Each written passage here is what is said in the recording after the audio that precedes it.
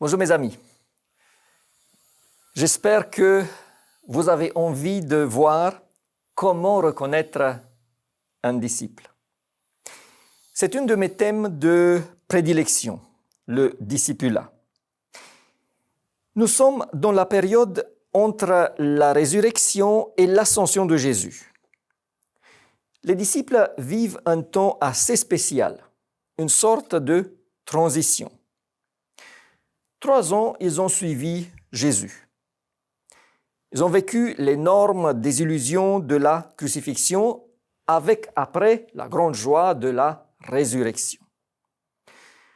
Jésus est encore là, mais d'une manière évidente, les choses ne sont plus les mêmes.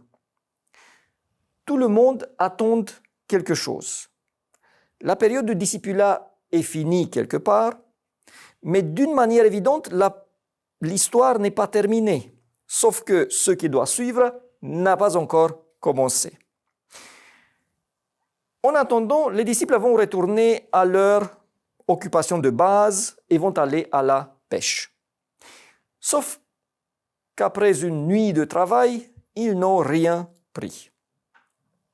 Et là, Jésus apparaît sur le rivage sans que les disciples le reconnaissent. Et il peut y avoir 2 raisons pour cela. La plus simple est qu'à cause de la distance, ils ne peuvent pas distinguer. La deuxième raison tient de la nature changée de Christ. D'une manière mystérieuse, Jésus est différent après la résurrection. Il apparaît et il disparaît.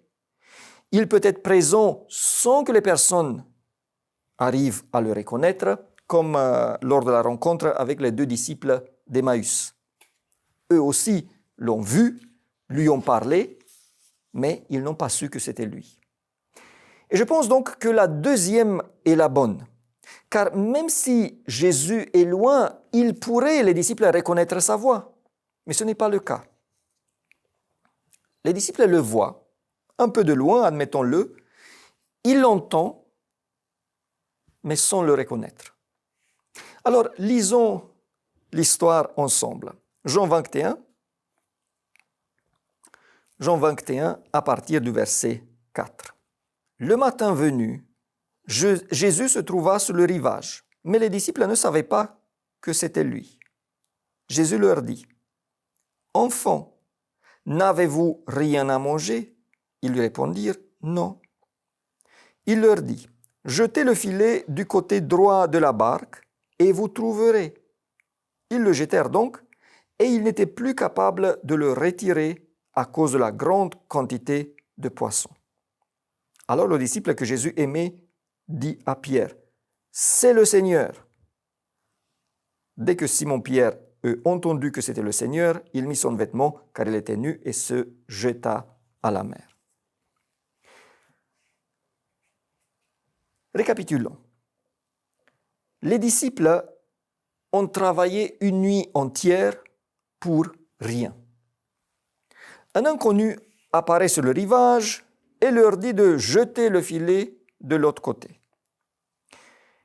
Étant probablement trop fatigués pour poser des questions, ils s'exécutent.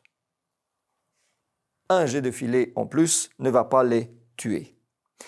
Et là, surprise, les filets sont tellement pleins de poissons qu'ils deviennent difficiles à les maîtriser. Et c'est maintenant que Jean exclame « C'est le Seigneur ». Et voilà ma question.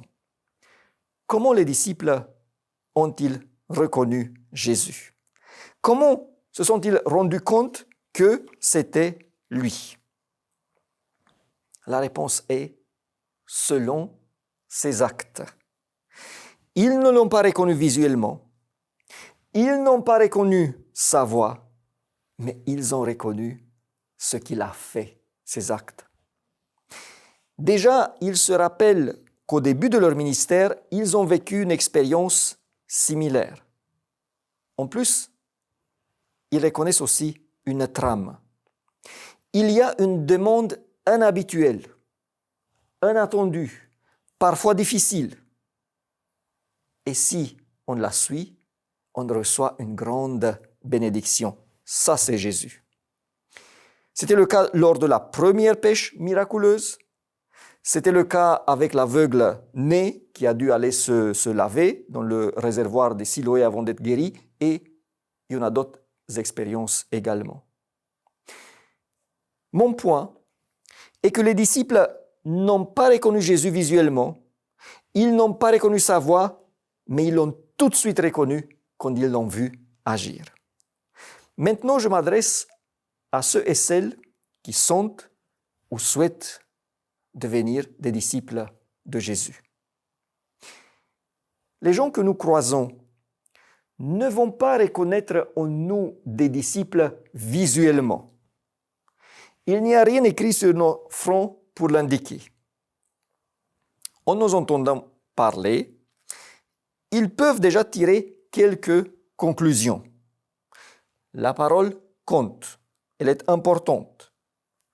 Sauf que souvent ce que je dis est contredit par ce que je fais. Ce qui devrait arriver est que les gens me regardent agir, qu'ils observent mes actions et qu'ils tirent la bonne conclusion. J'ai eu la joie et le privilège en tant que pasteur de voir et de travailler avec des vrais disciples de Christ. C'est une expérience extraordinaire. J'ai connu des hommes et des femmes qui, quand ils touchaient quelque chose, presque immédiatement, tu voyais qu'il y a la bénédiction du Seigneur. Mais il y a encore un degré. Les gens vont reconnaître le plus facilement que tu es un disciple de Jésus si, quelle est la preuve la plus forte? C'est tout simplement quand tes actions vont leur faire vivre des bénédictions. Quand à travers toi, je reconnais l'intervention de Jésus et je ressens moi-même sa bénédiction, alors je vais exclamer comme Jean jadis, c'est le serviteur de Jésus, c'est son disciple. Je me souviens d'un pasteur à la retraite en Allemagne pendant que j'étais étudiant. Il est arrivé dans ma vie au moment où j'avais le plus besoin et il m'a beaucoup soutenu. J'ai senti que le Seigneur a agi à travers lui. Mes amis, prions pour que le Seigneur nous permette d'agir de telle manière que nos actions comblent les autres de bénédiction. Il n'y a rien de plus beau. Il n'y a rien de plus fort. Il n'y a pas meilleure preuve que nous servions Jésus en tant que disciples. Vivons et agissons de telle manière que les gens puissent dire « c'est son disciple ». À la prochaine, mes amis.